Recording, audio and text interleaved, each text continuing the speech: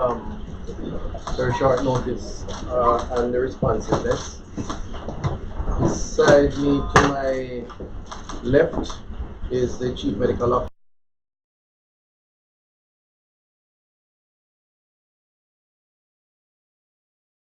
of the Pan American Health Organization, Dr. Gandhi, and they are going to support me on the technical issues of concern. I'm not a medical doctor, but I will read a statement and I'm going to ask the Chief Medical Officer to elaborate.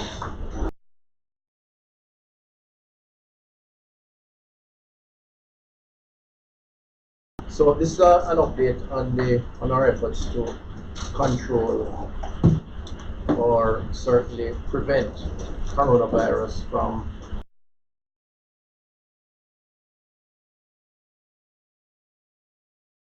it.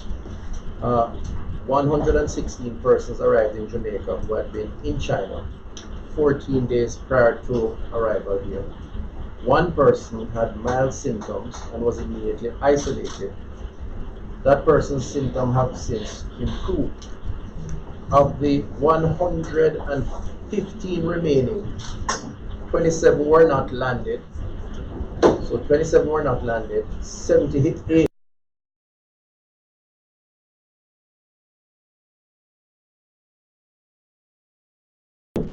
10 persons up to February 9th were in quarantine in facilities operated by the Ministry of Health and Wellness. The purpose of quarantine is to closely monitor patients so that symptoms can be picked up early and the appropriate measures taken. This morning, just after 8 p.m., one person in quarantine, having spent approximately 8 days in quarantine, was detected to have had an elevated temperature and as a consequence will be isolated as per our protocols. Samples have been taken and will be processed by the National Influenza Center and sent overseas for testing. This is the first time that we have detected symptoms in any patient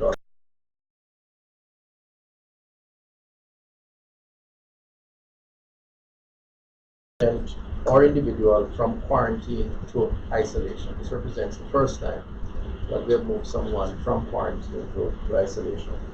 The ministry will closely monitor this patient for any further development, and we will of course advise the public as time progresses. This development, that is the approach to quarantining and then, if necessary, isolation, can be credited to the country's continued heightened surveillance efforts. And I want to pause here to recognize and thank the healthcare team for their diligence and overall monitoring of the situation. The ministry, as part of our collaborative monitoring and management of the risks associated with the new coronavirus, is expanding the island's capacity to quarantine individuals returning to Jamaica from China.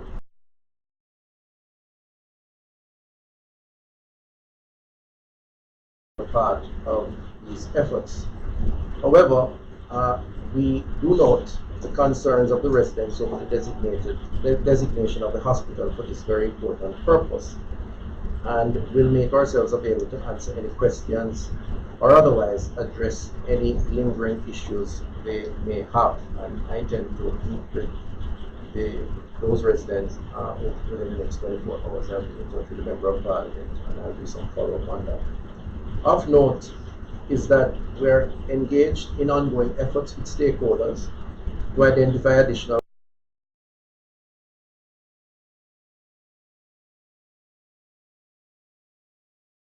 involving different locations, because we do believe that the quarantine method works, as evidenced by this emerging situation, which we hope will not result in any further health risk, but nevertheless the precaution is very necessary.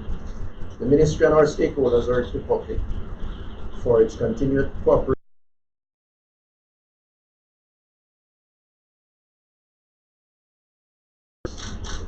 while also enhancing our collective preparedness for any eventuality. So that's a very short statement. I hope it captures the the critical concerns and the need for us to body together to inform the public. I'm going to ask now the Chief Medical Officer to elaborate a little more in terms of some of the technical details after which the webinar.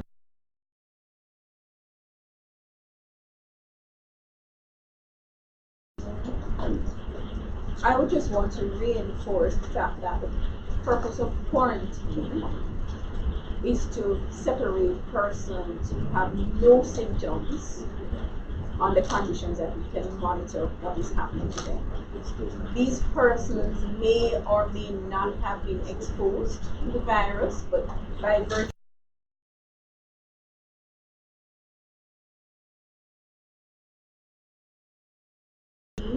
what we want to do is to monitor on a daily basis and to ensure that if there are any symptoms that are developing, we pick it up early before the person reaches to a point where they are coughing or sneezing and are more likely to be able to spread the virus. So in effect,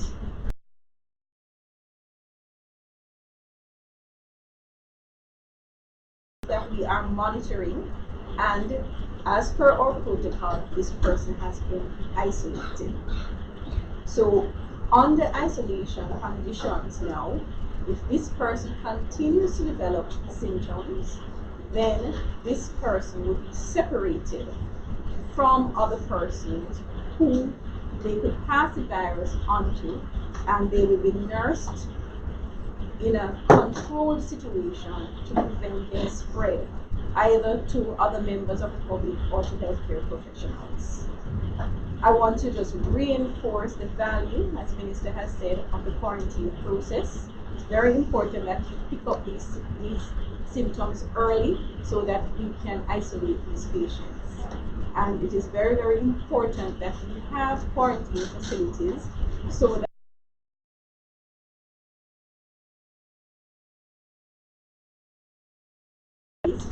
that all persons that are coming back from areas where there is any transmission of the virus can be put in quarantine facilities. Okay. All right, we'll take some quick questions. Anybody? Okay, I see nationwide and then okay. Jason Cross from the Green. Yeah, Jason. Residents are concerned because they say some businesses will have to be relocated.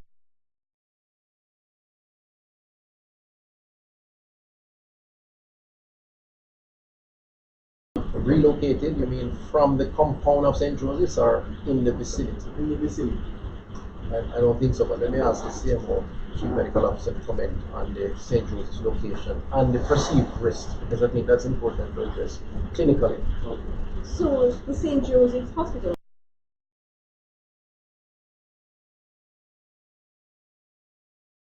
area that we would want to use for quarantine. Not all businesses on the property are going to be affected. And so therefore, many persons are concerned about the medical center and the doctors that are operating there. They're all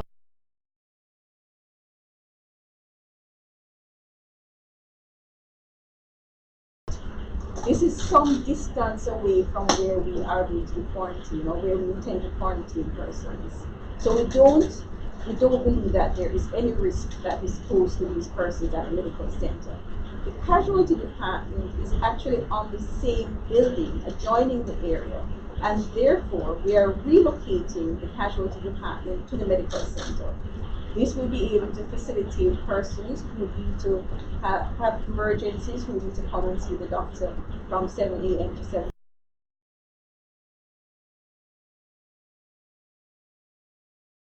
Medical center, we do not see a risk for persons being at the medical center. The virus is transmitted by droplets. The method of transmission means that the virus is present in droplets that come from a person's mouth as they sneeze,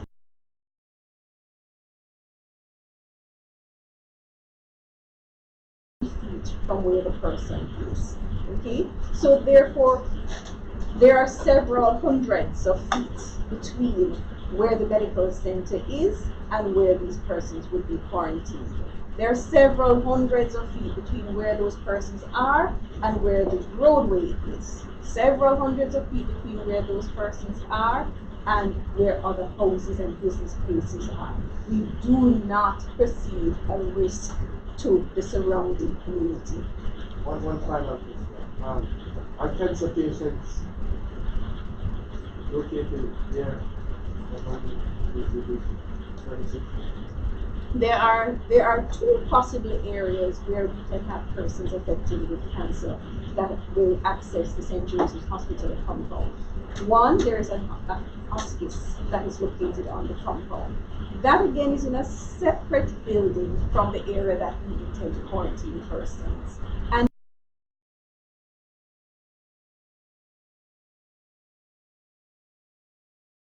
there we have the Cancer Treatment Center for radiotherapy. So persons will access that through the separate roadway to that center. Again, we do not perceive a risk from those areas. Okay, nationwide. Okay, yes. So my question is, based on the development, is it being treated as a suspect case or is it still just monitoring and evaluation? Okay, for this patient has an elevated temperature. Okay, it is not at the level that we would consider it to be a fever. What it is a progression, okay, and therefore a cause for concern. Okay, so this person, the temperature may settle down, and this person, the temperature will continue to rise. What is important is that we have a rising temperature in a person who has traveled to an area of concern.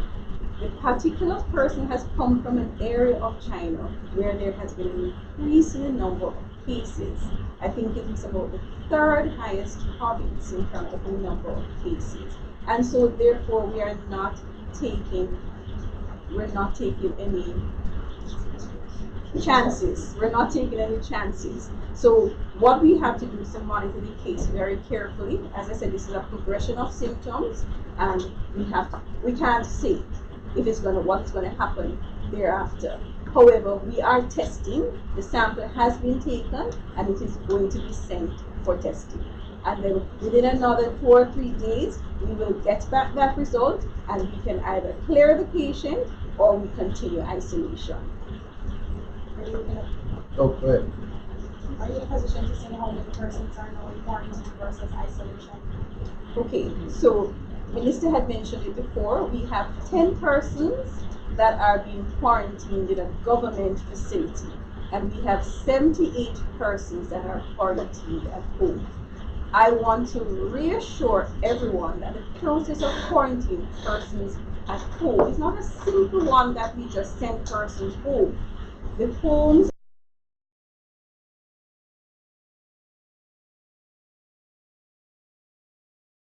remain far away from other persons, and we ensure that the person is educated as to how it is that they conduct themselves, how it is that they move around. We ensure that the family is also educated, and then the health department checks on this patient on a daily basis. Now that check may mean that the person may have be given a thermometer and they're asked to check their temperatures and they're given a log that they monitor their symptoms. And this is reviewed by the health department on a daily basis. If necessary, the health department visits the home on a daily basis as well. Now, these persons, we have had cases where we have investigated home situations and we have found them not to be ideal for home quarantine. And those persons have remained in quarantine in a government facility. So this is something that we're taking very seriously and we are monitoring very, very carefully. Understood. You didn't say how many are in isolation. At present, we would now, with this one person that we're moving into isolation, we would have 2 persons in isolation. Can you say the position of the previous person that was in isolation?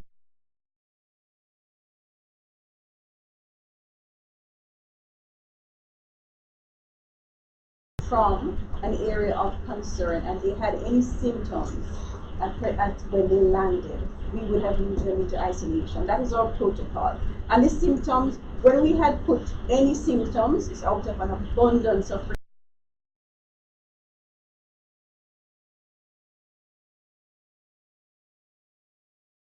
determined that this person did not meet the case definition. Okay? However, because we had put the patient in isolation, the person themselves had some concerns, we have continued to monitor the patient in isolation, and the person will be discharged at the end of their 14 days of observation. That person, however, their symptoms have resolved and they are much better now. Can we get your question now? Yes. Okay, Felicia Williams here from CBJ. I have a couple of questions. The first one is the person showing any other symptoms. Can you see whether it's male or female? And the minister mentioned that test samples have been sent overseas. Like an estimation as to how long it will normally.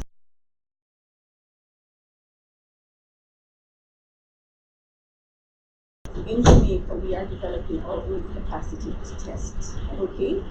As of the 12th of February, which is Wednesday, a PAHO team will be coming into country to train our laboratory staff to do testing. By the following week, we expect that we will have the capacity to test. Now, this is very fortunate for us because not every country is going to have that capacity. But because we have a national influenza center that is located at the University of the West Indies, we are fortunate to be able to be given this opportunity to be able to do our own testing. So in the interim, we have testing that is being done at CDC and at CARFA. So CARFA has now had their own training, and since last week, CARFA is a Caribbean Public Health Agency, they are now able to test. So we can send this sample immediately to CARFA. And how long will it take to get it done? Okay. The spin-around time is 48 hours. Now, there are some cases that we will get back the result in 24 hours, and that is when all the initial screening are negative, and they can give us a negative result. But if based on the initial screening, there is something that indicates that there may be a positive sample, there's a further 24 hours for the confirmatory test to be done. So in all, it takes us 48 hours to get the confirmed yes, and that is dependent on when our sample gets there. So from our sample gets there, we will say about 48 hours. We don't know the person's male or female. The person, no, I'm not able to say at this time. Sorry. And any other symptoms? Person showing any other symptoms? Or just elevated temperature? Just elevated temperature now, and as I said, we continue to monitor this person. Yes. Shall we respond to that? In terms of the isolation facilities and the quarantine facilities, could you describe what provisions have been made in this facility? What is there to isolate patients? What's the difference between the two? You're asking what's the difference between Yes, the two? and could you just describe the provisions that are needed to now? Okay, so essentially for a quarantine facility, what we really need is that the person is separated from other persons and there is minimum contact. Okay, so we restrict persons who are in quarantine from going outside of their homes. Okay, for those that are in home quarantine. And essentially in a home, what you really need is just a room and an adjoining bathroom. That's what you need. Okay, to be able to keep the person separate. Again, I just wanted to reiterate in terms of the general precautions, in terms of making sure that you keep your distance. 3 feet is what we recommend. The person who is at home, who of course does not want to spread any possible thing that they may have to their relatives, will take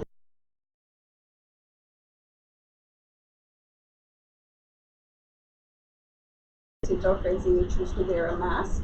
The washing of hands is very, very important because any kind of droplets that get on your hand, you can transfer to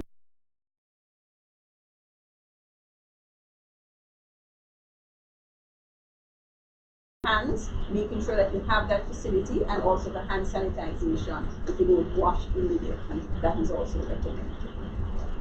In terms of the isolation, how are the patients isolated exactly and what provisions are there? So in isolation, what we have now is definitely a more restricted conditions. So we would have a room that is essentially sealed off from the rest of the hospital facility or whatever facility it is in.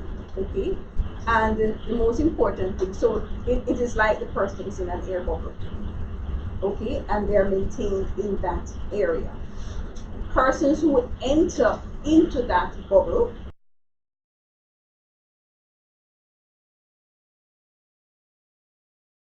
mask. They may wear a cap to cover the hair. They may wear face shield. They may wear gowns. It all depends on what kind of symptoms the person is having. For example, if you have somebody that is coughing a lot and there's a lot of droplets, then you are going to take more precautions. Okay? So the persons that are entering into that room to interact with the patient have to make sure that they're fully protected. So they usually don those personal protective equipment on going in, and then on coming out, they remove all of those things and discard them. If the person in isolation,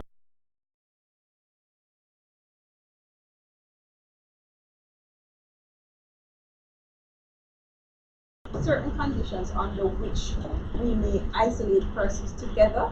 For example, if they're close family members and both are suspected to be infected and have the same kind of course together, so we may choose to isolate persons like that together. But for the most part, we will separate persons. Let me just say, if I may clarify that in the first instance,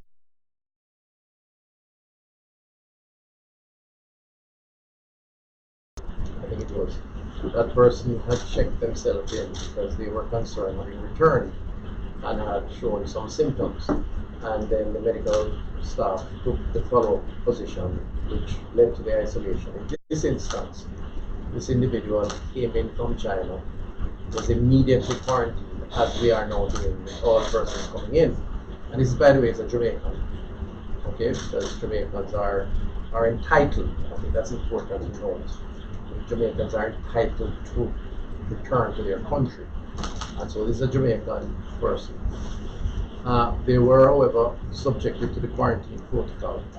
And having served 8 days, we felt sufficiently concerned to move to a higher level of which would be isolation. All right, any other quickly? Yes?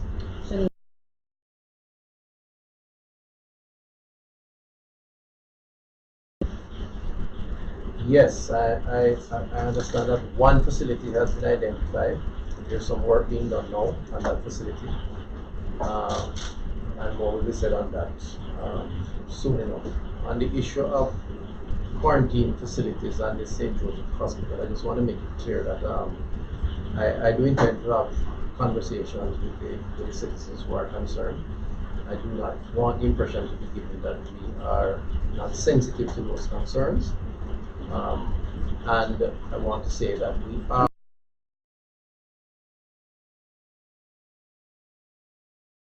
at different places throughout the country.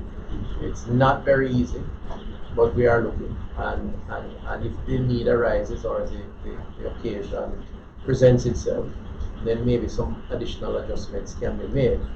But as of now, I also want to reassure, based on the clinical advice, and the CMO spoke to very much, that the configuration of the hospital, the area identified, located,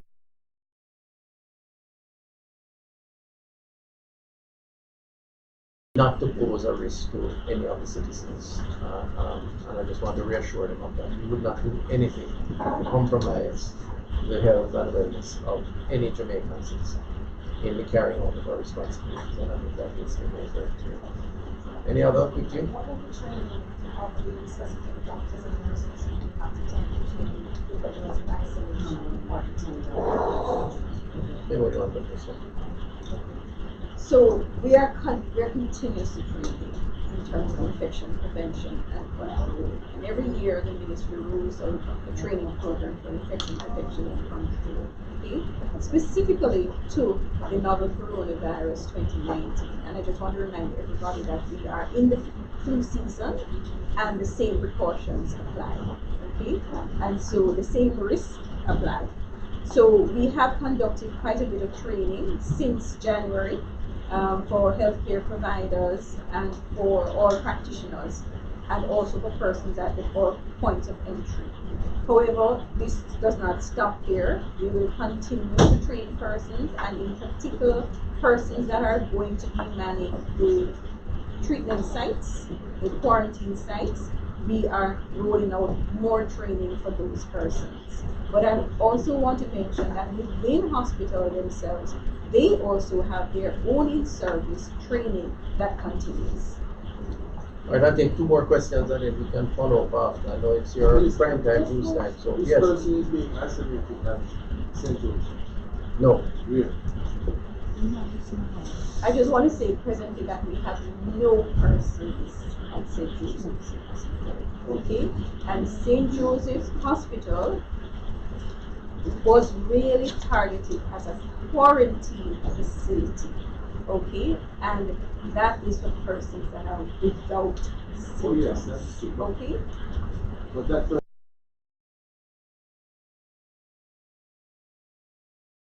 At the facility that we have quarantined and they are being isolated there. We are now making arrangements because, as you can imagine, it takes some time to make all the necessary arrangements to make sure that all the stocks are in place. And even when the stocks are in place, because most of these facilities do have the stock, we have to make sure that the staff is in place. So we are making preparations to meet this vision. And right now, we do have two options because two facilities are prepared and we are looking at staffing providers. Okay, any final questions? Just how many facilities are being used now for quarantine and isolation? Just how many? Facilities are being used for isolation and quarantine. In terms of quarantine right now, we only have one active facility. Okay? We are exploring other facilities, and hence our discussion for St. Joseph's Hospital. We have identified, as we said earlier, as a facility on the western side of the island, and we are exploring more facilities that are there. In terms of isolation, every hospital has the ability to hold a patient for between 24 hours to 72 hours. After that person is there, then our national isolation area that we have designated is the National Chest Hospital. Okay? We have 2 beds at that area, and then we also have other facilities like the University Hospital of the West Indies where we have additional beds. We are now exploring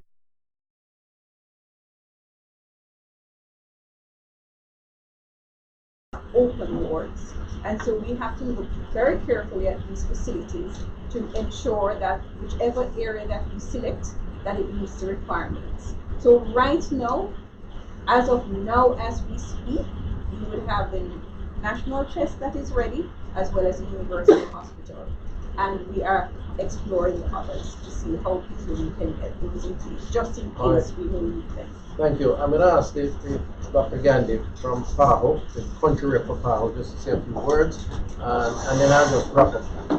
And then you can follow up with your questions.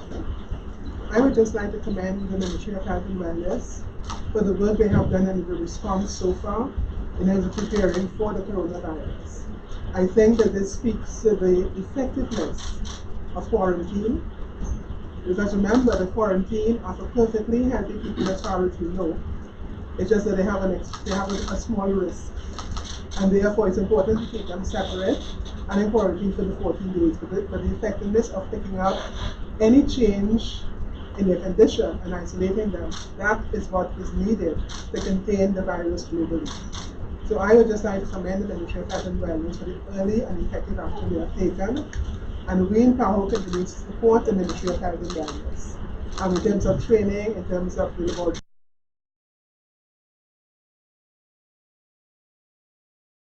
support the Ministry of Health and Wellness in their response. Thank you. Thank you very much. So my closing comments will be brief. First of all, thank you very much for being here and for helping us to keep the public informed. I want to just emphasize again that this is our attempt to keep the public engaged and informed, not to spread panic or to fuel rumors. And I think that's very, very important because we have to, I think, ensure that we take an abundance of caution in our approach so as not to run the risk or enhance the risk of our population being affected by this novel virus, while at the same time continuing our responsibilities to the country and to the people of Jamaica so that we can all carry on in our normal routine. So this recent development, which involves this particular individual who was in quarantine, now isolated and to be further isolated if necessary, is an act based on ensuring that we take maximum precaution.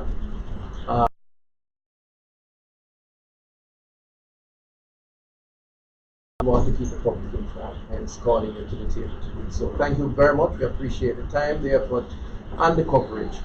And we say to the Jamaican people, we will continue to keep you updated on this issue and our management of it. Thank you.